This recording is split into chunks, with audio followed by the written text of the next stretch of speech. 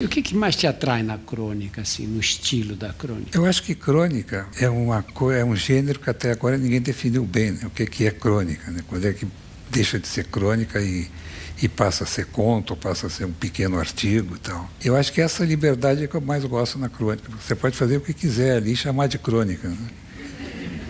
Pode ser um comentário político sobre futebol, pode ser uma criação, uma ficção, né? Uma criação literária. Tudo acaba sendo crônica, né? Você sabe o que eu acho mais chocante em você, Luciano? Você é arcisudo, sério, é capaz de escrever cada barbaridade dessa.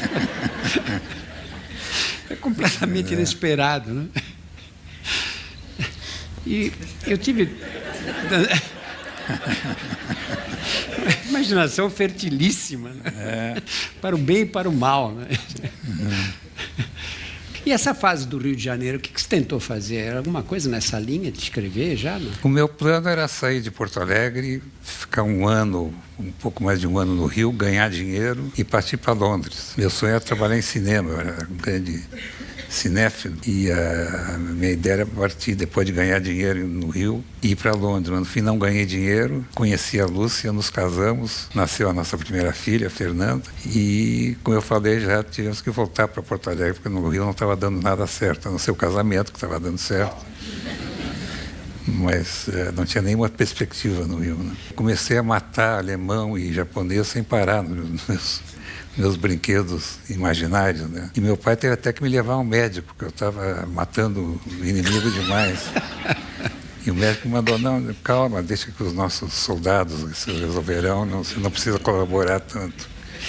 Quer dizer que eu fui um caso de neurose de guerra precoce. E virei pacifista pelo resto da vida, né? E quantos anos durou essa fase belicista? Foram 2 anos, dos 7 aos 9 anos. Aí dos 9 anos nós voltamos para o Brasil. Era o finzinho da época do Estado Novo, 45, né? E você foi para o jornalismo porque precisava de um emprego ou foi porque você sentiu que porque eu estava desempregado, estava procurando o que fazer. E teve esse amigo da família, então, que era o editor da Zero Hora, me convidou para fazer uma experiência que seria fazer o copydesk e eventualmente fazer tudo mais, né? Inclusive o horóscopo. Explica para os mais jovens o que fazia o copydeskista. Pois é, acho que é uma coisa que não existe mais, né? Deve ter sido substituído por um botão, né? O copydesk recebia a matéria que os repórteres faziam e meio que reescrevia a matéria, né? Num formato mais jornalístico. Geralmente o repórter mesmo não sabia escrever como devia, né? Para caber no jornal, caber no espaço e tal. Então a gente reescrevia a matéria fornecida pelo repórter. Pergunta a respeito da velhinha de Taubaté. Como você acha que ela estaria se comportando neste momento? Pois é, mas nada tem que dizer que esse meu laconismo é um mito. Não sou eu que falo um pouco, são os outros que falam muito. Então o contraste é que as pessoas notam.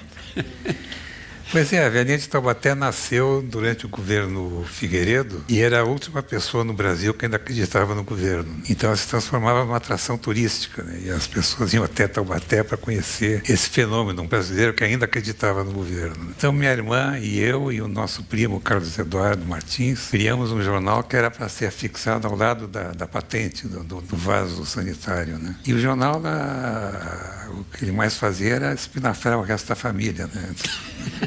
E quem visitasse a nossa casa, que tivesse que ir ao banheiro, né, tinha essa leitura do Patentino. Mas durou pouco o Patentino. Mas a reação da família foi meio violenta e minha primeira experiência jornalística acabou ali, então. E como é que surgiu a segunda experiência jornalística? Foi meio por acaso. Eu estava já com 30 anos, mais de 30 anos, tinha tentado várias coisas na vida que não deram certo e estava recém-casado com a Lúcia, que está aqui. Tínhamos a nossa primeira filha, Fernanda, e nós estávamos morando no Rio. A Lúcia é carioca, eu importei ela para o Rio Grande do Sul. E eu estava sem nenhuma perspectiva no Rio, sem emprego, sem perspectiva. Aí fiz a coisa sensata, que é voltar para a casa do pai, né?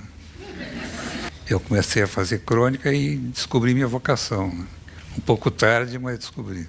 E essa passagem pelo horóscopo, como é que você fazia o horóscopo? Pois é. Ficava olhando a conjuntura? Eu, inocentemente, achava que a pessoa só lê o seu próprio signo, né? Sua própria previsão. Mas todo mundo lê todo o horóscopo, né? Todos os dias, né? E eu, para Poupar tempo, eu mudava o signo, de um signo para o outro, eu mudava a previsão, o que é que devia fazer ou não, né? E claro que fui desmascarado, né? Em pouco tempo fui desmascarado. E aí, essa minha carreira também de astrólogo, durou pouco também. Foi um fracasso. Foi um fracasso. Você era redator. Redator de publicidade. Quando eu fui para o Rio, em 62, a minha ideia era trabalhar em publicidade, mas como desenhista. Eu tinha, como se dizia na época, jeito para desenho, né? Então fui procurar emprego como desenhista. Não consegui, e aí eu comecei a escrever meio que acidentalmente, meio que por acaso. Né? E o teu interesse pela música e pelo jazz em particular surgiu nos Estados Unidos quando você tinha quantos anos? Eu sempre gostei muito da música americana e do jazz, principalmente. E isso, então, quando nós fomos para os Estados Unidos na segunda vez, aí eu tinha 16 anos, eu decidi que já que eu estava indo para a terra do jazz, eu ia aprender a tocar um instrumento para poder brincar de jazzista. Né? Então, procurei um curso, eles não tinham trompete para emprestar, porque eu queria aprender trompete, como o Louis Armstrong, que era meu grande ídolo na época, mas tinha um saxofone. Aí eu resolvi que ia ser, em vez de ser um Louis Armstrong, ia ser um Charlie Parker. E então fiz esse curso, não cheguei a dominar o instrumento, nem me aprofundar muito na música, mas foi uma maneira de poder brincar de jazzista quando eu quisesse. E quando nós voltamos para o Brasil, eu estava com 20 anos, 19 para 20 anos, me convidaram para tocar numa banda que estava se formando, uma banda de estudantes em Porto Alegre. Eu era o mais velho da turma e a banda se chamava Renato e seu Sexteto. Renato era o baterista e líder da banda. E apesar de se chamar sexteto, no fim, quando nós estreamos, começamos a tocar em baile de estudantes, já tinha 11 figuras, mas continuou sendo o sexteto de 11. Sexteto, o maior sexteto do mundo, de 11. Na literatura, quais foram as influências que você teve? O que você mais gosta de ler, o que mais gostou de ler em determinadas fases da vida?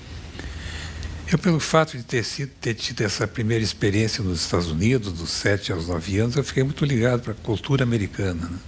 Não só a música, mas também a literatura. Na época não era literatura adulta, mas quadrinhos e tudo mais. Então, minhas primeiras influências foram da literatura americana e da literatura inglesa, principalmente. Né? E aí, quando nós voltamos para o Brasil, eu tinha que redescobrir o Brasil, né? Me readaptar no Brasil, eu comecei a ler os nossos cronistas, Rubem Braga, Paulo Mendes Campos, Antônio Maria, Fernando Sabino, escrevendo crônicas, né?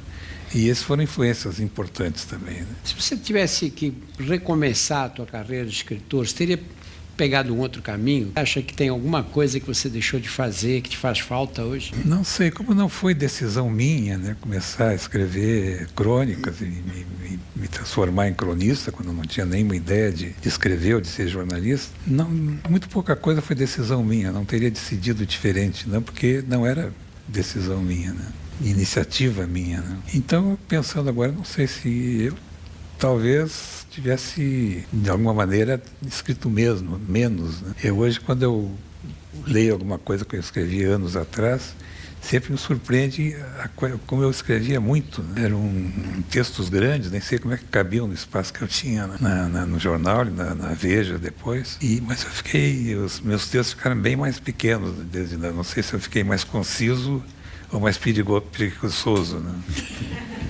A ideia desse livro que você está fazendo o lançamento hoje, As Mentiras que as Mulheres Contam, você tinha feito As Mentiras que os Homens Contam, né? E o que esse livro, que é a diferença fundamental entre as mentiras das mulheres e as dos homens? Quando saiu A Mentira que os Homens Contam, sempre me perguntava quando é que ia sair As Mentiras que as Mulheres Contam. E eu sempre respondia que não dá para fazer, porque seria um livro muito grosso, muito caro, mas aí, todas as perguntas que me fazem a respeito do livro são sobre as mentiras. Eu me tornei uma espécie de expert em mentiras, mas não tem nenhuma teoria nova sobre mentira. Então, eu tenho inventado teorias, quando me entrevisto sobre os livros. Né?